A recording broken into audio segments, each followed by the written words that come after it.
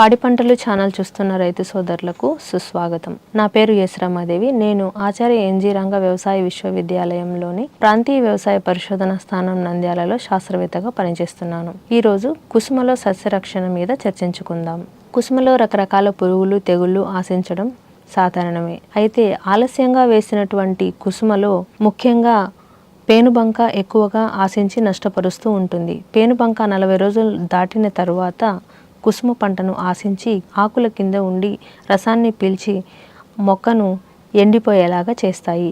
దీని నివారణ కోసం వేపగింజల కషాయం 5% లేదా వేప నూనె 5 ml 1 లీటర్ నీటికి, లేదా కుప్రోఫెజిన్ 1.5 ml లేదా ఫ్లోనికామైడ్ 0.3 గ్రామ్ 1 లీటర్ నీటికి కలిపి పిచికారీ చేసుకోవాలి. పచ్చ పురుగు లేదా లద్దె పురుగులు కనిపించినప్పుడు అవి ఆకులపైన రంధ్రాలు చేసి లేత కొమ్మలను, చిగుర్లను కొరికి తింటూ నష్టాన్ని కలుగజేస్తాయి.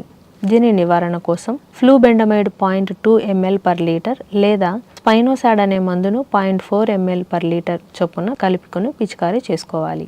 కుసుమకు వచ్చే తెగుళ్లను గనక మనం చూసినట్లయితే ముఖ్యంగా ఆల్టర్నరీ ఆకుమచ్చ తెగులు రావడం జరుగుతుంది. ముఖ్యంగా పూత దశలో ఎక్కువ వర్షాలు పడినా లేదా అధికంగా మంచు, చలి ఉన్నప్పుడు ఆకుమచ్చ తెగులు ఎక్కువగా వస్తూ ఉంటుంది. ఆకులపై 2 mm పరిమాణంలో గోధుమ వర్ణం మచ్చలు మొదలుకొని తర్వాత పెద్దవి అయి దిగుబడిని తగ్గిస్తాయి. ఆకుమచ్చల నియంత్రణ కోసము హెక్సాకోనోజోల్ 2 ml 1 లీటర్ నీటికి లేదా ప్రోపికోనోజోల్ 1 ml 1 లీటర్ నీటికి కలుపుకొని పిచికారీ చేసుకోవాలి.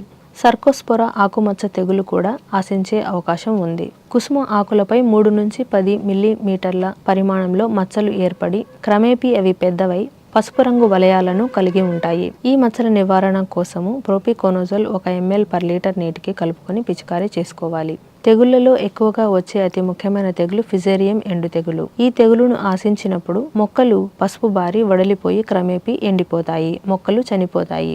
ఈ ఫిజేరియం ఎండు తెగులును తట్టుకునే రకాలను వేసుకోవడం లేదా విత్తన శుద్ధి చేసుకోవడం వలన ఎండు తెగులు నుంచి రక్షణ కలిగించవచ్చు.